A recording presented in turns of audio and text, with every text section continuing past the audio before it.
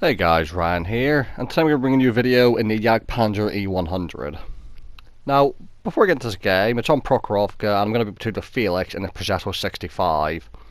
This game's going to be less about what I do, and more about the Jagpanzer E100 in general, because I really fucking hate this vehicle. I'll go over why in this video. Now, obviously it has 1000 alpha, which is great. By the way, Prokhorovka, I hate this map usually, but I've gotten really lucky and I've got one of the rare instances where there's no artillery on Prokhorovka, which is great. The Jaeger says it has, so it's got 1000 alpha, which is great, and it says it has 0.35 accuracy. I call bullshit on that. It feels like 0.5 accuracy. After this game, you'll see I don't have a premium food consumable. I did play a couple games with the premium food consumable, see if that helped. And I felt like kinda did, but not really. This tank's just so RNG related with its accuracy. Now what I'm doing here is I've actually stopped because I thought to myself, usually what happens on this map is the light tanks fight over the center. So I've stayed still because I'm actually getting ready to try and shoot at any light tanks that pop up on the center ridge straight away. And as you can see, 200 LT, I line up the shot. A high roll for 1114, that's most of his hit points gone already. And on this map, light tanks are super useful, so if you can deal with them quickly, or at least fuck them up pretty quickly, that's super, like, really good. So, I know I was talking about how shit the accuracy is on the Jaeger, but that doesn't mean most of the time, because that was an excellent shot, to be fair, for the Jaeger to hit. But, I've made a bit of a mistake. By stopping to shoot the light tank, I was going to go move to the 1-2 line, or the bushes, but now I'm a bit stuck, because if I turn my whole side to move in, I'll get spotted on the center ridge, and they've got a lot of tanks at the center with gun depressed. They have a Chieftain, they've got a Standard B, they've got a UDES over there, all kinds of shit. And you're going to see a multiple times throughout this game thinking about turning to move to the right. As the Standard B's going to make a mistake here, he pops up, another high roll for over 1100, straight in the face. Moving backwards and forwards to try and like keep my lower plate angled and more difficult to hit. And yeah, as I was saying, most of this game you're going to see I keep turning to drive to the 1-2 line, then stopping because someone's popping over the ridge or I'm targeted. So the Eagle's quite a boring tank, very slow, but as I said, it's the accuracy of it. When the gun works, I average about 5k in this. Like 5k damage a game when the gun works. But that's the problem, most of the time it doesn't work. It'll either miss, or it won't pan. It'll hit tracks and get absorbed, it'll go high, it'll just fucking do 0 damage. And it's really frustrating when you've got a tank with this much alpha and that long a reload to just miss every shot. At least with the Death Star, if you miss or don't pan, specifically with the not panning part, you can still do damage with fire hash, which you don't do in this. I was just wondering if anyone else has noticed the same thing with the Jaeger, its accuracy being so fucking bad, even though it says 0.35. Because, you know, I understand the Death Star being inaccurate, but the Jaeger should be accurate. So I don't play this tank too often, because I've only pretended to sell it. That's how much I hate this thing, but I don't like selling tier 10 tanks. So I'm just going to keep it in the garage. And we'll see how often I play it in the future. As I said, I haven't experimented with food. Their light tank got stuck on a tank, by the way, and that fucked them in the end, so... This game, I've ruined both light tanks. I didn't get the kill on the LT100, but certainly gave him a good wallop. But yeah, so I've tried this tank with food, and it might just be my brain, a bit of a placebo effect, but I thought it made a difference for the first 3 games, where I managed 5k in 3 back-to-back games, and then the typical Jaeger RNG came back into effect.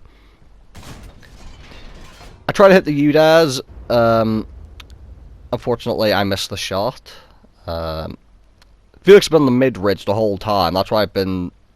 Once I stayed here shoot light type and staying here, because I'm worried that if I move, those guys will come over and not just shoot at me, but shoot at Felix.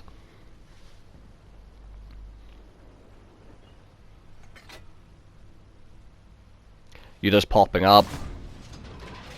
I miss again.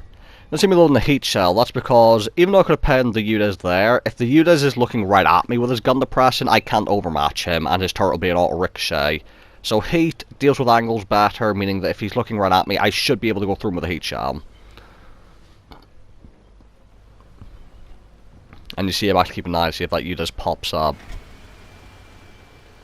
Now, the heat shells on this tank are incredible, highest pen in the game, 420, but the penetration means nothing if you can't hit, or in this case, if you're shooting at a Russian tank, 420mm of pen don't mean anything. They hit the side of his turret, which makes it even more surprising that I bounced. But anyway, nothing to complain about, it was an IS-7, they're basically the most armored things in the game.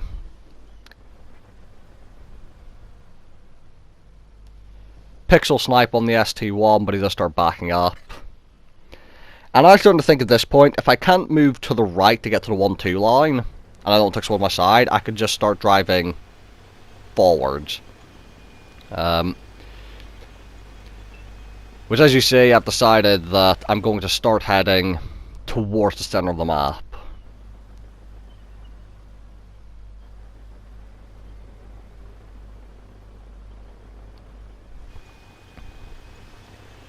Now we seem to be winning the 9-0 line part of the map, and it's only really the 1-2 line and the center of the field we've got to worry about now.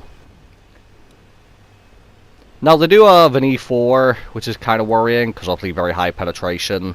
But apart from that, there's not much I'm actually too worried about. Well, I think there's an Object 268 still alive, but he's on the hill. Tortoise doesn't have very good penetration, so I'm not really too worried about him. And then you've got just heavy tanks. Chieftain pops up over the ridge line, and I put a shell through the side of his turret.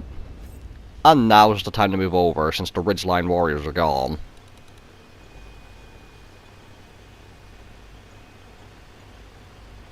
Now Felix popping on the mid-ridge, keeping people spotted. And the Jaeger, to be fair, doesn't feel that slow, considering the size of it and the 1000 alpha, but it's still not great, and not having a turret and quite the narrow gun arc just makes it feel slower. Now, I'm ideally going to push up to this rock here to cover my side. There's the ST1 to the left, but I don't want to use a 1000 alpha shell on a 100 health tank. Not worth the reload. Tortoise shoots me, not a problem. I don't, like, as I said, his penetration isn't very good, so I'm going to focus the E4.